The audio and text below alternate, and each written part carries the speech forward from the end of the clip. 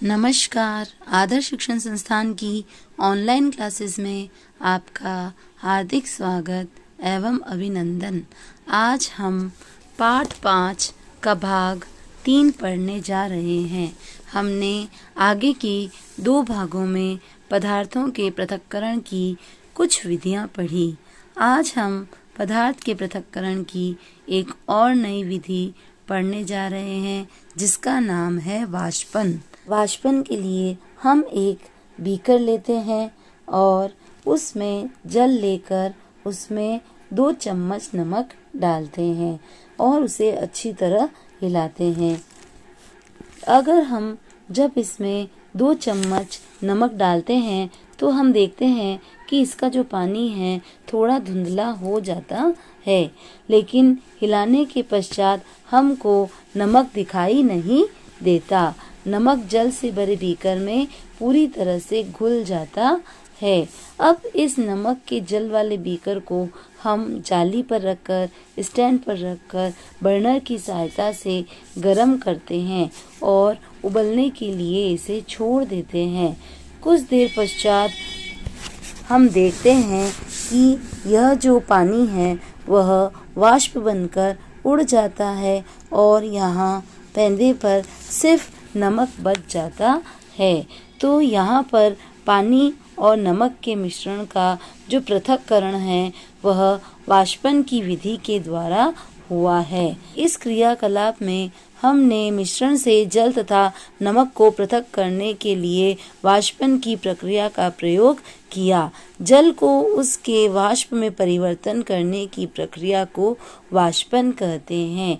जहाँ पर जल होता है, कहीं पर भी, चाहे बर्तन में हो, टंकी में हो या कहीं खुले स्थान पर कहीं पर भी हो, तो वाष्पन की प्रक्रिया निरंतर होती रहती है। अब आपके विचार से नमक कहाँ से आता है? समुद्र के जल में अत्यधिक मात्रा में लवण मिश्रित होते हैं।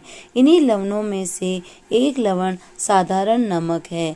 जब समुद्र के जल को बड़े बड़े उथले गड्ढों में भरकर छोड़ दिया जाता है, समुद्र है और समुद्र में हमें पता है नमक होता है, तो जमीन पर उथले गड्ढे खोदकर इसमें समुद्र का पानी डाल दिया जाता है और उन्हें गहरा भर लिया जाता है। सूर्य के प्रकाश के कारण ये जो जल है वो वाष्प बनकर उड़ जाता है और पीछे इन खड्डों में सिर्फ नमक रह जाता है, जिसे एकत्रित कर लिया जाता है। फिर इस नमक का जो है शुद्धिकरण किया जाता है और खाने में प्रयोग लिया जाता है। तो समुद्र से नमक का जो पृथक्करण है वह वाष्पन की विधि के द्वारा किया जाता है।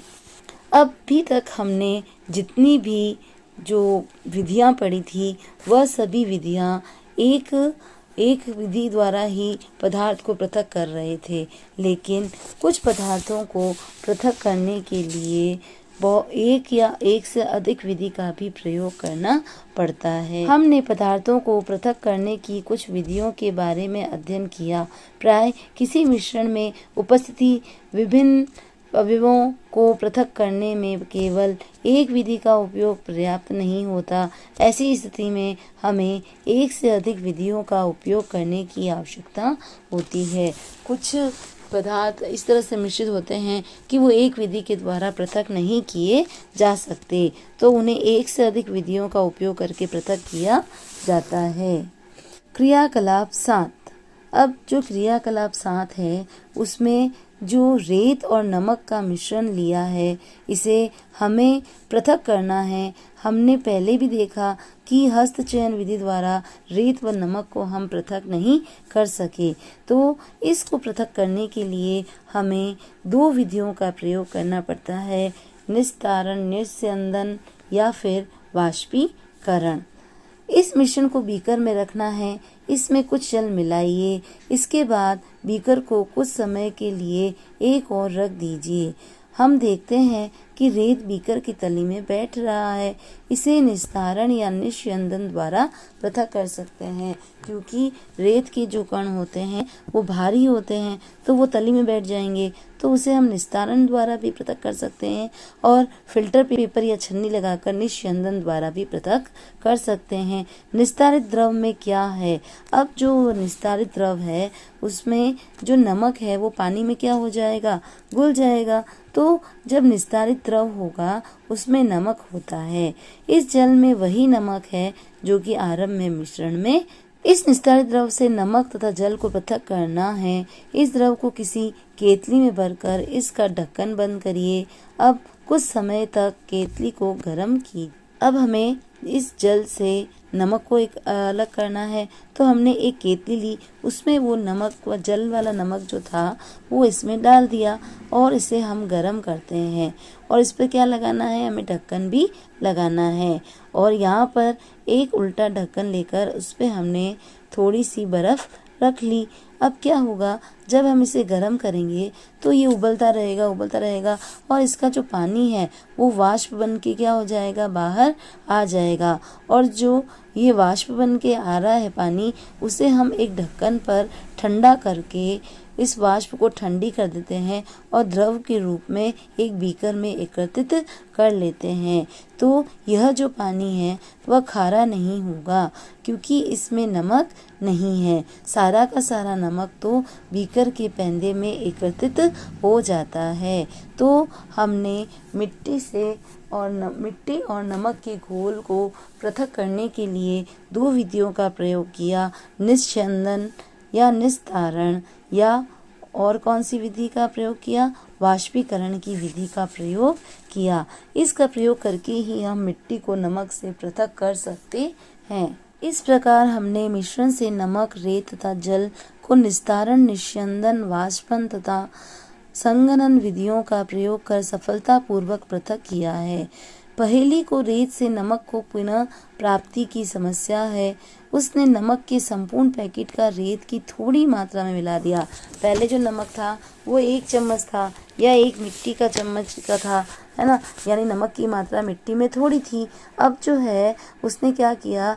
थोड़ी मिट्टी ली और पूरे पैकेट को ही उसमें डाल दिया, तो मात्रा में मिलाया। फिर उसने क्रियाकलाप 7 में सुझाई गई विधि का प्रयोग किया, तो नमक को पुनः प्राप्त करने का प्रयास किया, परंतु उसने यह पाया कि वह तो लिए गए नमक के केवल थोड़े भाग ही पुनः प्राप्ति कर पाई। उससे कहाँ त्रुटि हुई? अब उसने क्या किया कि थोड़ी मिट्टी थी, उसमें बहुत सारा नमक डाल दिया, तो बाहर पानी में किसी भी पदार्थ के घुलने की एक निश्चित मात्रा होती है, तो जितना पानी में नमक घुला वही जो है वाष्पीकरण के द्वारा उसे प्राप्त हो गया, और जो नमक पानी में घुला ही नहीं तो वो उसे प्राप्त नहीं हुआ। क्या जल किसी पदार्थ की कितनी भी मात्रा को घोल सकता है?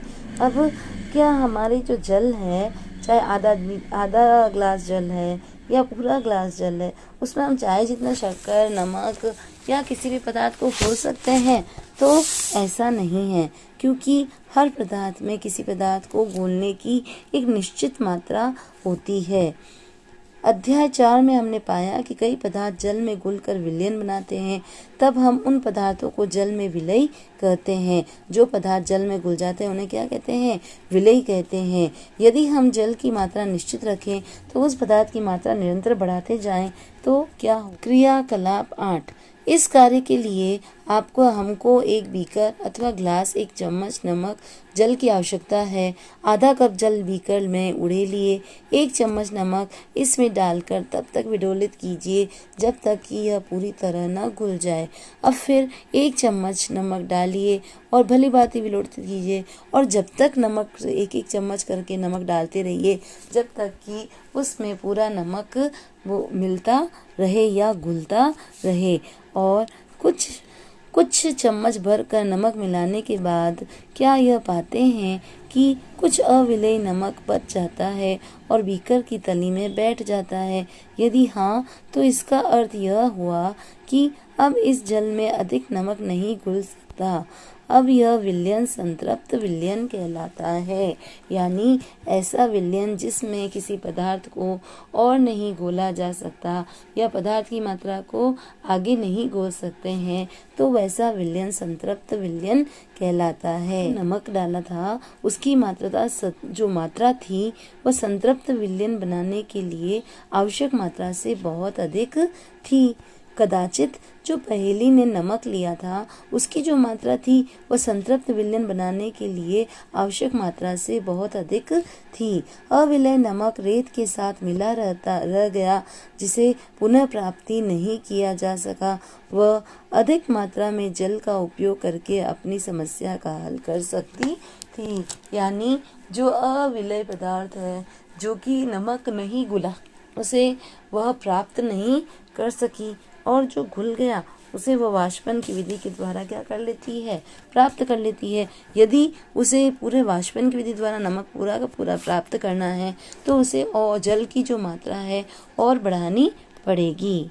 यदि किसी पदार्थ को जल में घोलते हैं और विलयन संतृप्त हो गया, तो उस संतृप्त विलयन में यदि हम थोड़ा उसे गर्म करें तो कुछ मात्रा पदार्थ की और बढ़ाई जा सकती है, यानी गर्म विलयन में पदार्थ ज़्यादा घुलता है। प्रत्येक पदार्थ में जो पदार्थ के घुलने की मात्रा होती है वो अलग अलग होती है। उस पानी में नमक अलग मात्रा में घुलेगा और जो शक्कर है वो अलग मात्रा में घुलेगी। यह प्रयोग आप घर पे करके देख सकते हैं कि किसी भी पदार्थ में जो पदार्थ को घोलने की मात्रा है वो अलग अलग होती है, और एक बार जब पदार्थ को किसी भी जल में घोल दिया जाता है तो उसकी मात्रा जब आगे नहीं घुलती है तो वह विलयन संतृप्त विलयन कहलाता है। तो इसी के साथ हमारा आज का यह जो पाठ था पदार्थों का पृथक्करण समाप्त होता है। धन्यवाद।